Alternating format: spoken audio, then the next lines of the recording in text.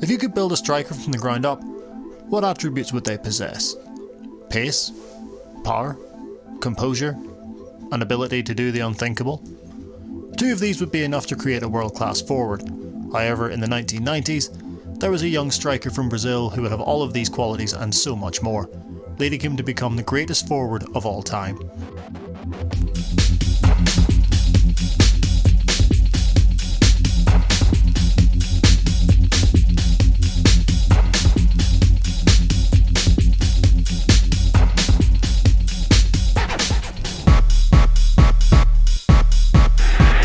For himself, Ronaldo shot! Pick that out.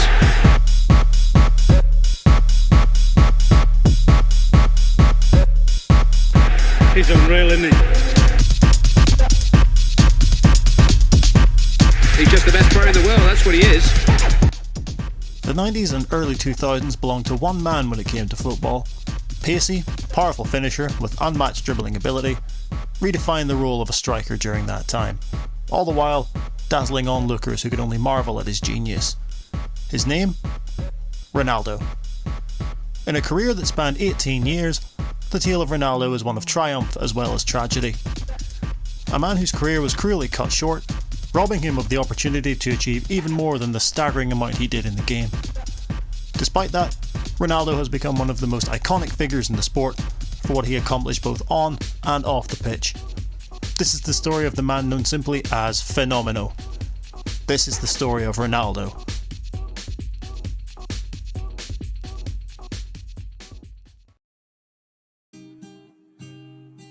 Born in Rio de Janeiro in 1976, Ronaldo Luis Nazario de Lima grew up in a suburb of the city, Bento Ribeiro, alongside his two siblings. After his parents separated at age 11, Ronaldo would drop out of school to pursue a career in football. During this time, he would join his local futsal team, Valkyrie, and it is here that his reputation would begin to grow. With word of his talent spreading throughout the region, he was invited to play for the Social Ramos futsal team at the age of 12. He led the City Youth League in scoring, netting 166 goals in his first season. Ronaldo has said that he credits futsal for developing his skills, and that he considers it his first love. In 1991, lower league Brazilian side São Cristóvão offered Ronaldo his first opportunity to break into the game, as Rio's top clubs refused to pay his bus fare to come for a trial. Initially signed for their youth side, it didn't take long for his talent to shine through. He scored 44 goals in under 2 years for São Cristóvão, ensuring that his time there would be short-lived. At the age of just 16, he was attracting the attention of some of the nation's biggest clubs. While many thought he would sign for one of the Rio-based sides, Ronaldo surprised many by moving to Cruzeiro, 340 kilometres away from Rio. In December of 1992, Ronaldo, aged just 16, found himself at one of Brazil's most successful clubs, with a reputation that seemed nearly impossible to live up to. However, the hype seemed thoroughly justified as he scored 4 goals on his youth team debut, and 3 months after arriving, he made his first team debut against Caldense. Ronaldo would come to the nation's attention in November of 1993, after scoring 5 goals in one game against Bahia. His first senior goal for the club would come during a tour of Portugal against Belenenses. His performance against Porto on that same tour immediately led the Portuguese giants to make a bid for the young prodigy, which was rebuked by Cruzeiro. Upon returning from the tour, he scored 20 goals, with 8 coming in the Supercopa Libertadores, including a hat-trick against Chilean side Colo-Colo in the first leg, before scoring a further 3 against Uruguayan team Nacional, resulting in him being the tournament's top goal scorer.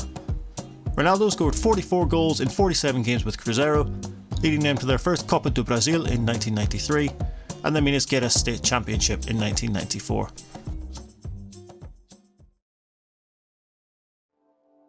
The year of 1994 would turn out to be pivotal in the development of Ronaldo. Not only did he help his club win silverware that year, his performances were enough to earn him his international debut that same year in a friendly against Argentina. His first senior international goal came 2 months later in a 3-0 friendly against Iceland. In the summer of 1994, a 17-year-old Ronaldo was selected by Carlos Alberto Parreira to represent Brazil at the World Cup finals in America. Despite not playing a single minute at the tournament, Ronaldo was said to be overjoyed by the experience of being with the squad, as the Seleção would go on to win the competition, defeating Italy in the final via a penalty shootout. Following the World Cup, Ronaldo had no shortage of suitors, particularly in Europe. However, it was after a conversation with Brazilian teammate Romario that he decided to join Dutch giants PSV Eindhoven. He would make an immediate impact, netting 10 minutes into his debut against Vitesse. In his first season in the Netherlands, Ronaldo scored 30 league goals, which included 7 braces and a hat-trick against Utrecht. After scoring a hat-trick against Bayer Leverkusen in that season's UEFA Cup, Leverkusen and Germany forward Rudi Voller stated in a post-match press conference that he had never seen an 18-year-old play in the way that Ronaldo did. His sheer pace, his exceptional dribbling ability and raw power were all a part of his game at even such a young age. The following season would be marred by injury, however he would still score 19 goals in 21 appearances, including a 4-goal haul against Finnish side Maipa in the UEFA Cup. In 1996, he would capture his first piece of silverware with PSV, as he would lift the Dutch Cup following a 5-2 victory over Sparta Rotterdam in the final. In his 2 seasons at the Philips Stadion, Ronaldo had scored a total of 54 goals in 57 games in all competitions, all before the age of 20. PSV knew it would be highly unlikely that his achievements wouldn't go unrecognised, and that it would be near impossible for them to keep a hold of their main man.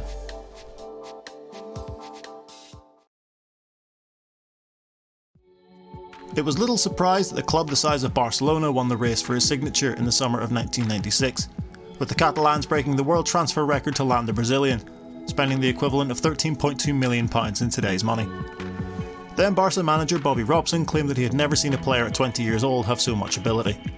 Ronaldo had become such a household name at this stage of his young career that he signed a 10-year contract and lifetime endorsement deal with Nike worth $180 million. During the 1996-97 season, Ronaldo scored 47 goals in 49 games in all competitions, helping the Catalan giants to domestic success by winning both the Copa del Rey and the Supercopa de España.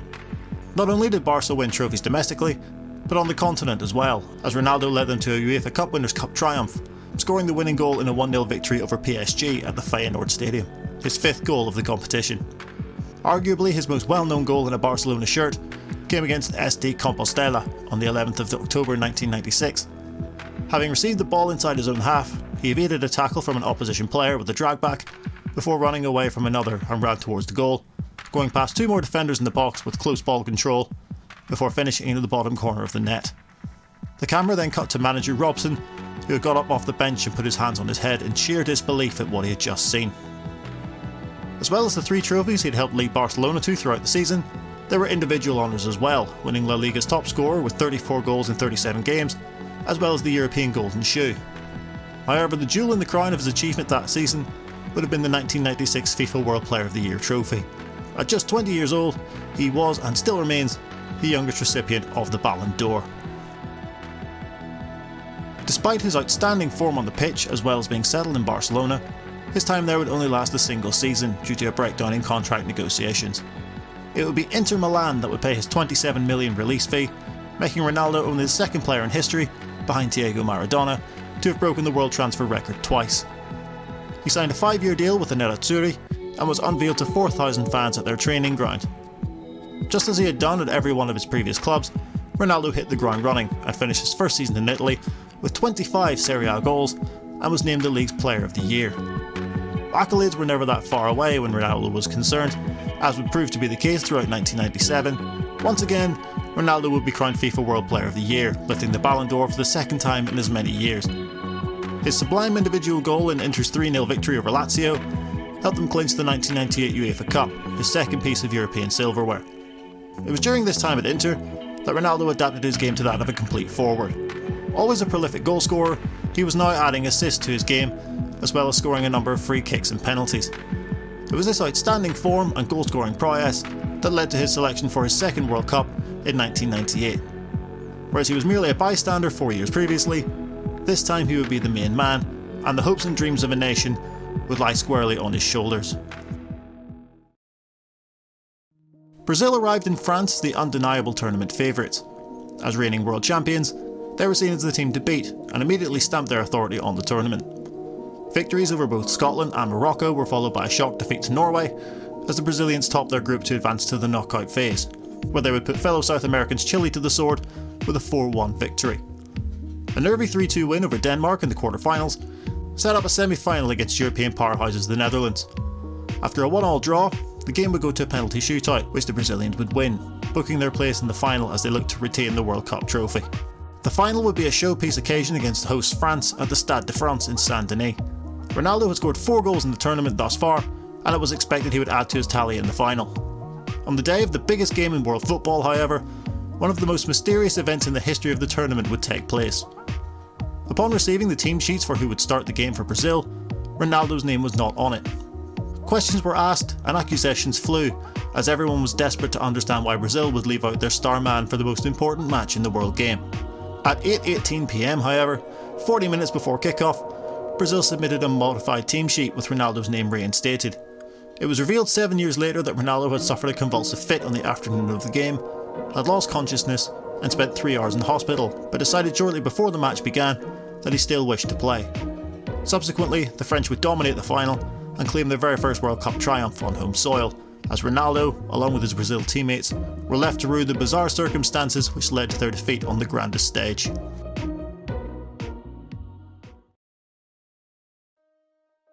Upon his return to Milan following the World Cup, Ronaldo was appointed club captain and continued his rich vein of goal-scoring form, scoring 15 goals in 28 games in all competitions during the 1998-99 season.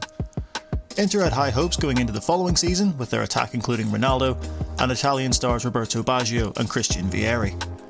However, on the 21st of November, during a Serie A match against Lecce, Ronaldo felt his knee buckle and was forced to limp off the field. A medical examination confirmed that he had ruptured a tendon in his right knee and would require surgery. During his comeback on the 12th of April 2000, he played only 6 minutes during the first leg of the Coppa Italia final against Lazio, before suffering a complete rupture of the cruciate ligament in the same knee. Ronaldo's physiotherapist Nilton Petron said that his kneecap actually exploded and called it the worst football injury he had ever seen.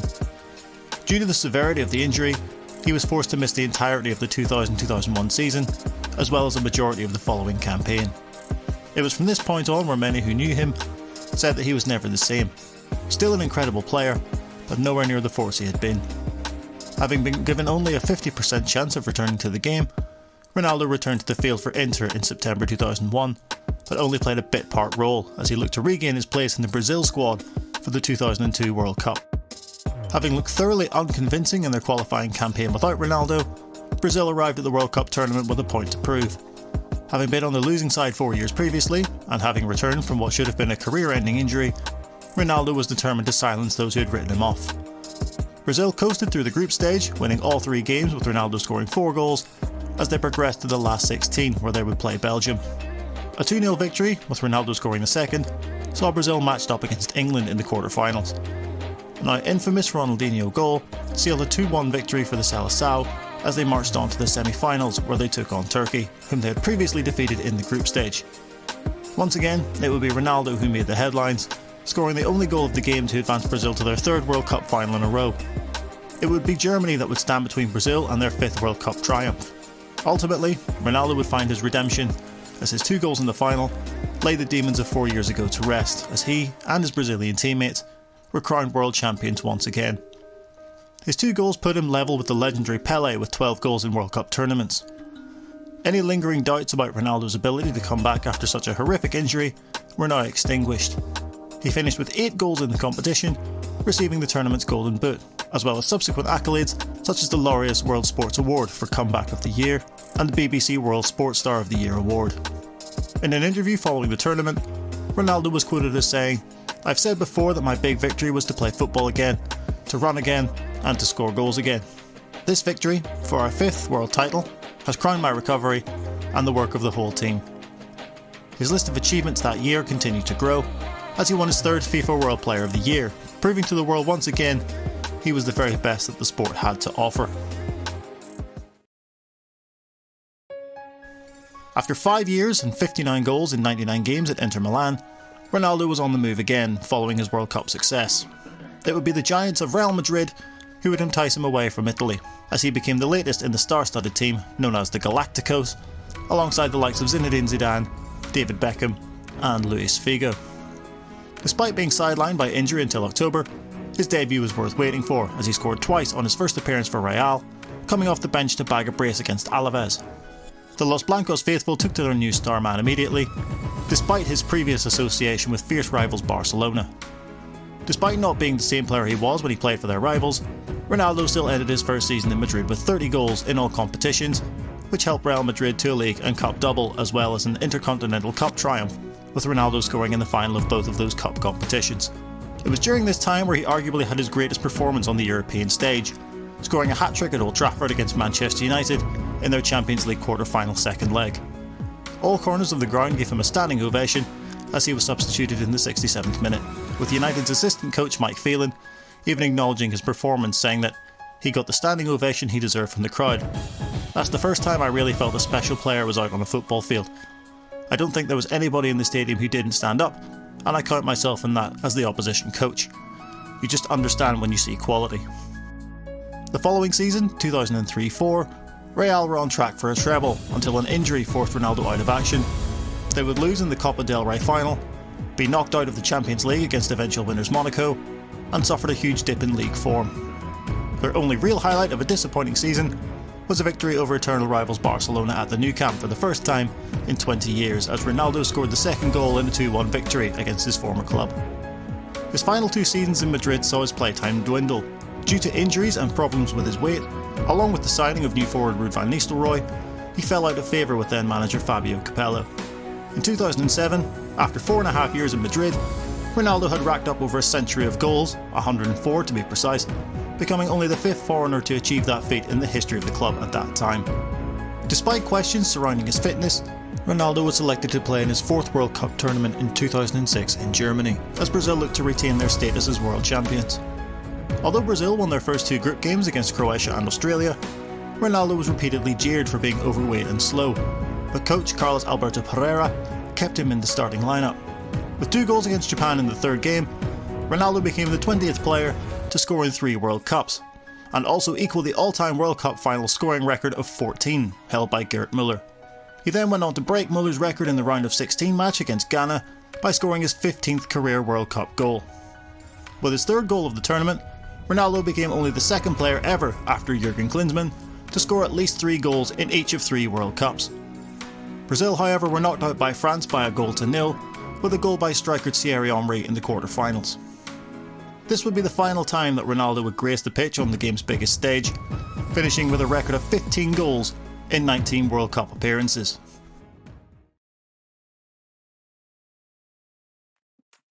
Halfway through the 2006-2007 season, Ronaldo would return to Italy. However, this time, he would be lining up in the red and black of his former club's bitter rivals AC Milan. Departing Real Madrid, having been the club's leading goalscorer for all 4 full seasons, Ronaldo thanked everyone except former coach Capello. "I would like to thank the fans who've supported me all the time, and thank all the teammates that I've had there, and all the coaches I've had. Except one." Capello, who dropped him due to weight issues, commented, "I wish him the best of luck in doing what he used to do, which is being a great player." Wearing the number 99 jersey, he made his debut as a substitute on the 11th of February 2007 in the 2-1 victory over Livorno. The next game at Siena on the 17th of February, Ronaldo scored twice and assisted a 3rd goal in his first start for the Rossoneri as they won by 4-3. In his first season, Ronaldo scored 7 goals in 14 appearances. Despite finishing a disappointing 4th in the Serie A table and losing in the semi-finals of the Coppa Italia, Milan progressed through to the final of the Champions League that season, where they would play Liverpool in a repeat of the infamous 2005 final. In a cruel twist of fate, Ronaldo wasn't eligible to play in the game, as he had already played for Real Madrid earlier on in the tournament. Milan would go on to avenge their 2005 defeat, lifting their 7th European Cup. However, there would be no medal for Ronaldo.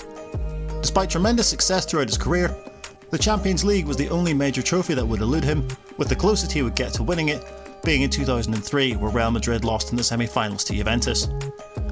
The following season saw Ronaldo score 2 goals in 6 Serie A games until the 13th of February 2008 in a match against Livorno.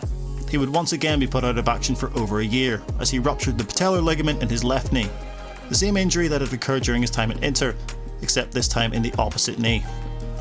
As he was stretchered from the pitch in tears, many thought this would finally be the end of his stellar career, considering how difficult it was for him to return to the game after the first instance of this injury 6 years prior.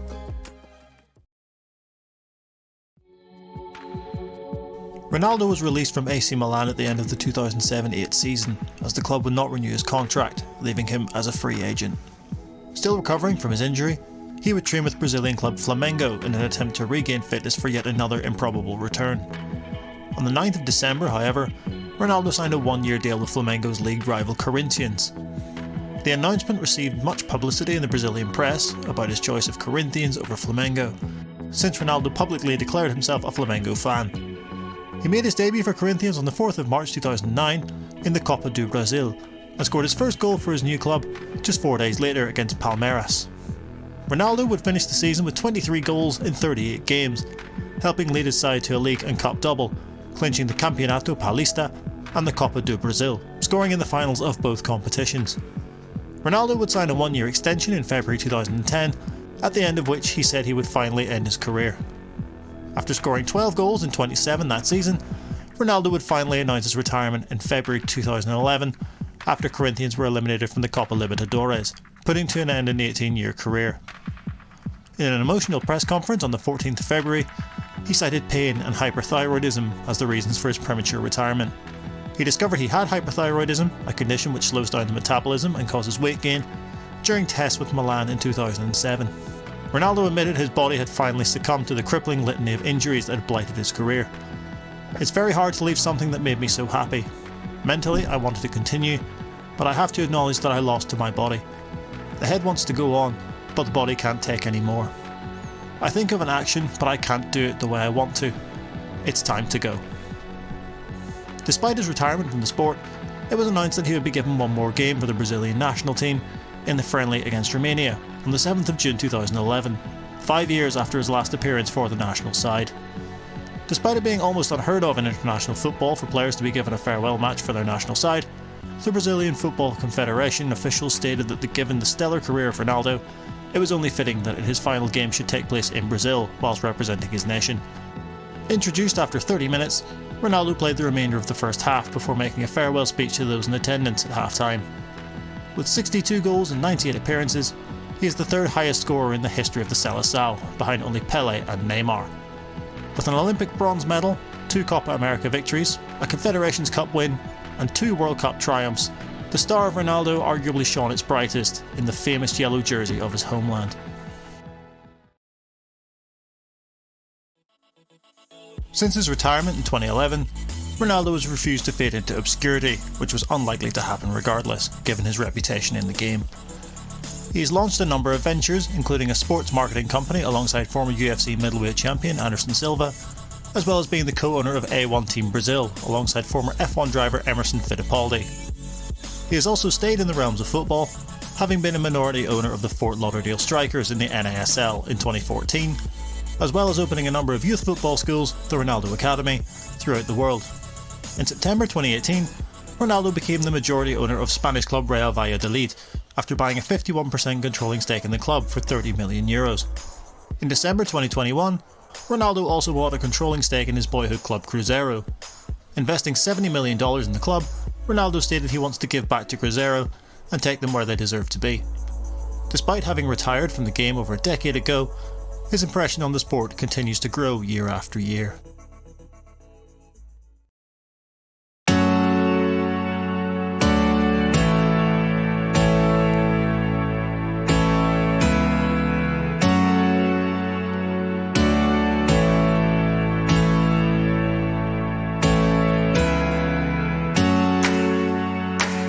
Simply put, Ronaldo is without question the greatest striker of all time.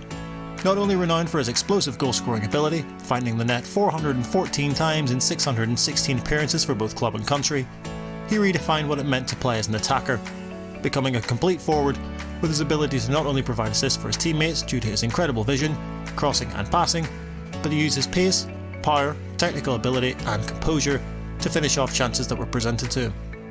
He was a pioneer for the new breed of 90 striker who would operate outside the penalty area before running with the ball towards the goal.